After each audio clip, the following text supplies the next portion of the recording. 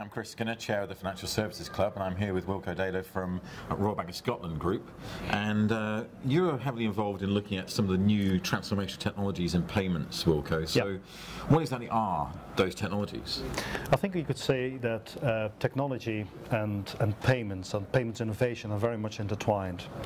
And it's a bit like the chicken and egg, you know, is technology the driver or is technology enabling the change? To some extent you could say that technology is the driver, specifically in consumer technology, the mobile payments for instance. On the other hand, you could also say that the new regulations and the financial crisis have caused new products and new innovations that are enabled by technology.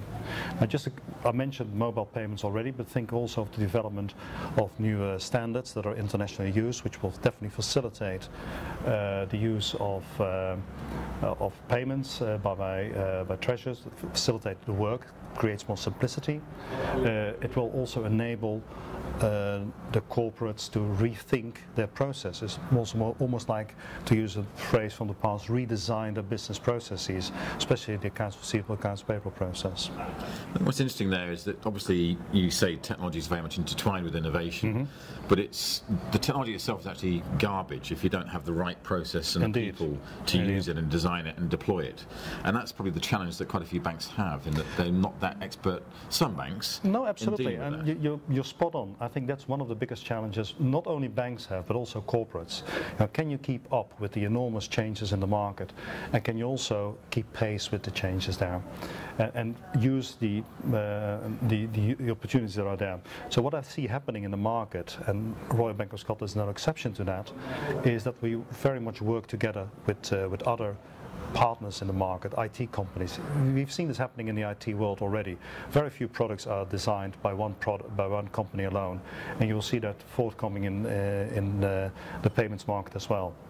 And another example, you will see often also new entrants coming into the market that offer value-added services on top of, let's say, the commoditized payments, like service bureaus. RBS has their own Swift service bureau to offer value-added services to our customers. So obviously there's this challenge, and it came up in some of the discussions I've been having here, which is the quick and the dead, which is if you're not quick enough and agile enough to be able to transform, to keep up, then potentially you're dead, because some of these things really do decimate and change business models almost overnight these days, or so it seems. Or do you think change is much slower? I'm a bit in dubio here, because you're talking more about the first mover advantage. Is that really true? Does that really exist? In some markets, maybe.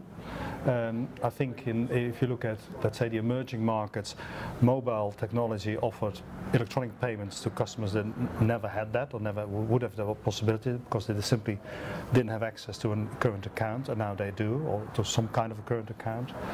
On the other hand, if you look at the wholesale market, which is my expertise, I'm more focusing on the wholesale market, I don't think the first mover advantage is that important. It's more important, can I create the simplicity for my clients that they want? Can I offer them the information they want so they can build upon that?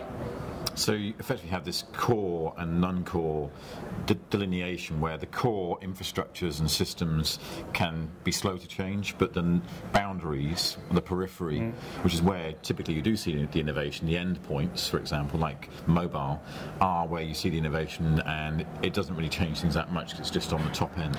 Yes and no.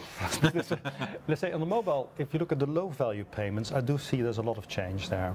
You see new entrants like the PSP, the PayPals of this world, getting into the market and offering a model which banks have very difficult following up on that. They either have to adapt or work with other PSPs in order to facilitate that. If you look at the wholesale side, not much has changed.